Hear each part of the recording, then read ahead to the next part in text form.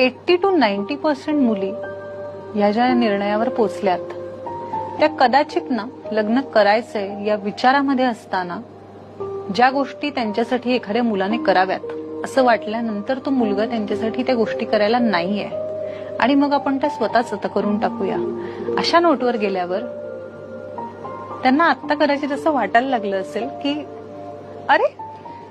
आपण सगळंच मॅनेज करतोय याच्याशिवाय. म्हणजे फॉर एक्झाम्पल, अरे यार माझी कलिग तिला घ्यायला तिचा बॉयफ्रेंड आला होता, तिचा नवरा आला होता यार, आणि then you end up going alone. So त्या सगळ्यातून गेल्यानंतर म्हणजे हे असं मला खूप वाटतं असं, कारण अर्थात आपण सेम एज ग्रुपच्या जवळपास असल्यावर आपले मित्रमैत्रिणी असतात, आपण आपल्या मैत्रिणींशी बोलत असतो किंवा आपल्या ओळखीत कोणाचं तरी काहीतरी ऐकत असतो. सो त्या सगळ्या ऐकण्यात मला असं वाटतंय की हे लग्न करायचं नाहीये, हे थोडंसं